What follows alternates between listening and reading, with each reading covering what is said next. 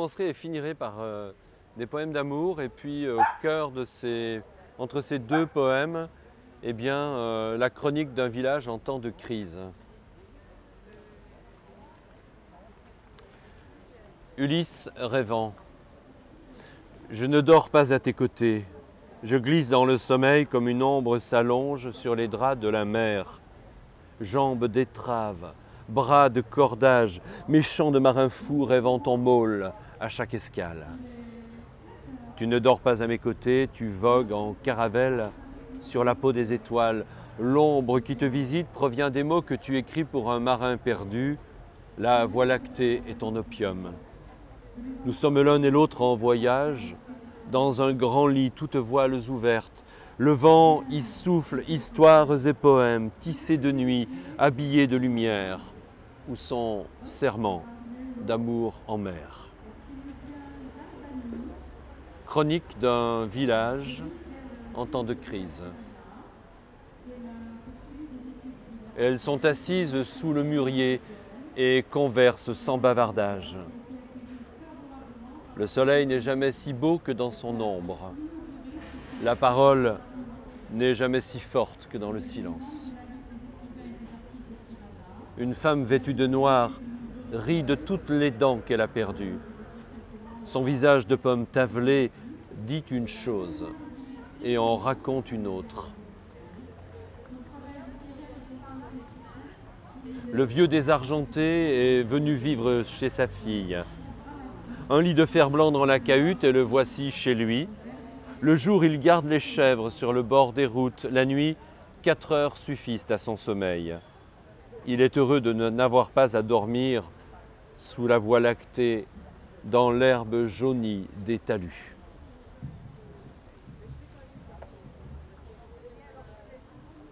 Cet été, Catalina ne se baignera pas dans la mer.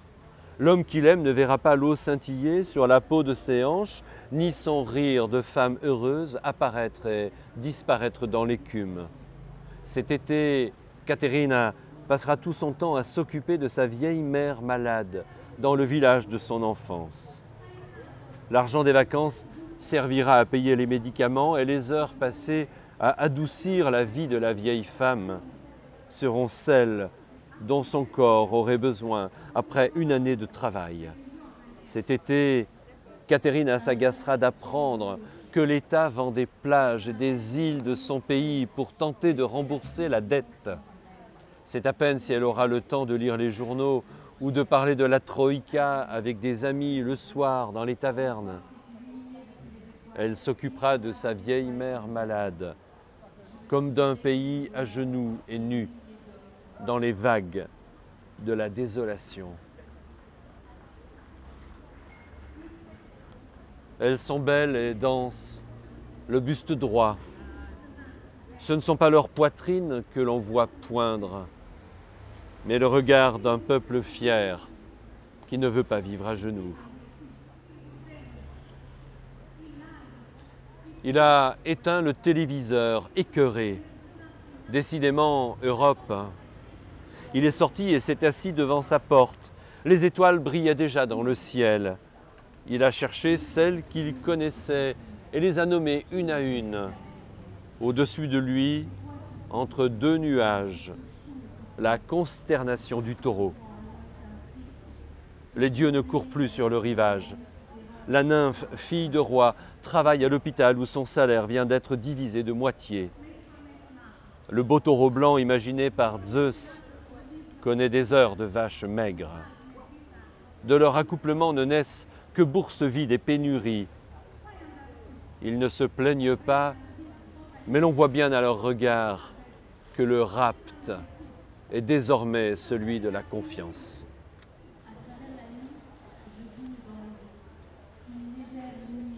La vieille Harula n'a que 200 € pour vivre chaque mois et pour nourrir son grand-fils malade. Fort heureusement, les 2 pièces de sa maison n'ont que rarement besoin de réparation. Elle ne se soigne pas et se nourrit des légumes du jardin dont elle assure l'entretien. « Ah, tant que je peux aller !» dit-elle d'un sourire sans fausse honte.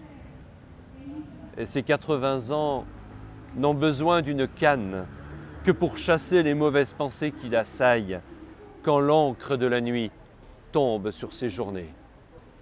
Comme chaque jour, elle fait la vaisselle de la veille, épluche les légumes, cuisine la viande, dresse le couvert, sert le repas et refait la vaisselle. Comme chaque jour, elle lave le linge de la veille, débarrasse les tables, récure le carrelage, désherbe le potager, nourrit les poules et relave le linge. Comme chaque soir, elle compte l'argent que lui rapporte la taverne, se demande de quoi demain sera fait et prie le Dieu de ses journées de lui donner assez de force pour continuer à vivre ainsi. Comme chaque nuit, elle ferme ses yeux sur ses rêves et plonge dans le sommeil comme deux mains gercées dans un baquet d'eau grasse avec l'espoir que ses filles poursuivent leurs études.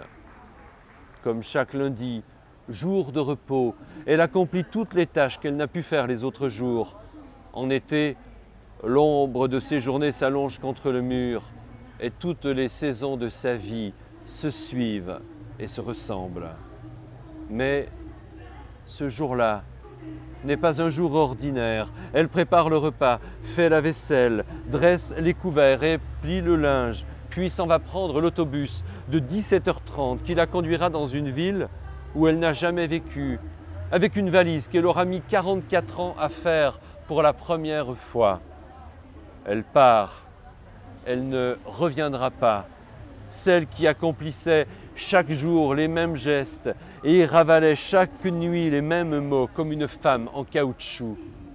Elle part, elle est partie, celle qui ne sait plus rien de sa vie, mais qui la sauve en se sauvant. Après la chronique d'un village en temps de crise, quelques poèmes d'amour inspirés par le même pays, la Grèce. Lorsque je me suis éveillé, tu n'étais plus à mes côtés. Il faisait nuit, c'était l'été. J'ai gravi le petit escalier qui mène dans un roulis sur le pont de bateau de notre maison. Tu n'étais pas dans la cuisine, tu n'étais pas dans le salon. Une porte était restée entr'ouverte, je l'ai poussée comme un soupir. L'ombre de l'oranger a mangé mon visage. Tu dormais dans le jardin sur un grand drap bleu de nuit. Le vent jouait encore avec les étoiles. Un instant, j'ai vu la branche de jasmin venir effleurer ton corps. Je n'ai pas dit « la vie est belle », elle était belle. Et je n'ai pu la retenir qu'en posant sur ta peau les doigts de rose d'un poème. Merci Bruno. Merci Luc.